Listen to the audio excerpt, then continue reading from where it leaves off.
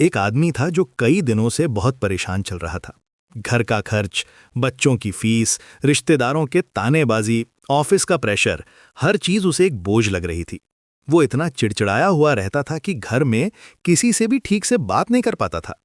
बीवी कुछ कहती तो गुस्सा, बच्चे कुछ मांगते तो झल्लाहट। एक शाम जब वो ऑफिस से थका हारा घर आया तो उसका छोटा बेटा उसके पास आकर बोला, पापा, मेरा होमवर्क करवा दीजिए ना। आदमी का गुस्सा फूट पड़ा। अरे यार, मैं इतना थका हुआ हूं और तू होमवर्क लेके बैठ गया? खुद से नहीं कर सकता क्या? बच्चा उदास होकर चला गया। रात को जब सब सो गए तो उस आदमी को अपने बेटे पर चिल्लाने का अफसोस हुआ। वो उसकी कॉपी उठाकर देखने लगा कि आखिर क्या होमवर्क था।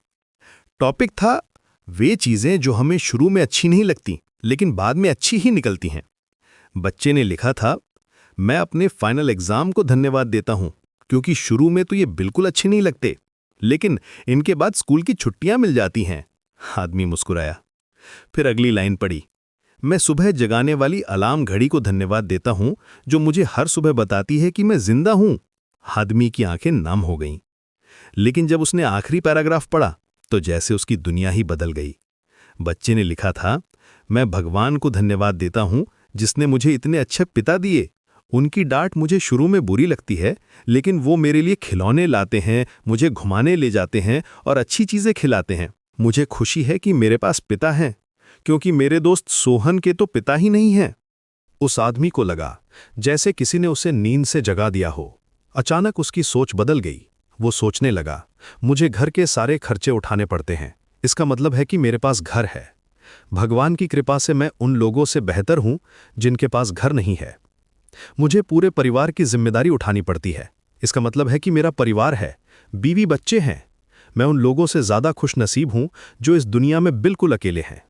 उसकी आंखों से आंसू बहने लगे। वो फुसफुसाया, हे मेरे भगवान, तेरा बहुत बहुत शुक्रिया। मुझे माफ करना, मैं तेरी कृपा को पहचान नहीं पाया था। मैं तो शॉर्ट्स। ये कहानी हमें सिखाती है कि जब तक हम अपनी परेशानियों को नकारात्मक नजरिए से देखते रहेंगे तब तक परेशानियों से घिरे रहेंगे, लेकिन जैसे ही हम उन्हीं चीज़ों को, उन्हीं परिस्थितियों को सकारात्मक नजरिए से देखेंगे, हमारी सोच एकदम से बदल जाएगी।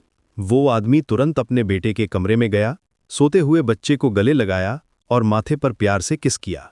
उसकी सारी चिंताएं, सारी परेशानियां, सारा तनाव एकदम से खत्म हो गया था।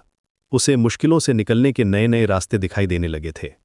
कभी कभी जिंदगी में सबसे बड़े सबक हमें सबसे छोटी जगहों से मिलते हैं।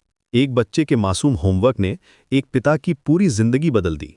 क्योंकि सच तो ये है कि हमारी खुशी हमारे हालात पर नहीं, बल्कि हमारे नजरिए पर निर्भर करती है। आज से अपनी हर परेशानी को एक अवसर की तरह देखिए। हर चुनौती में छुपे हुए आशीर्वाद को खोजिए।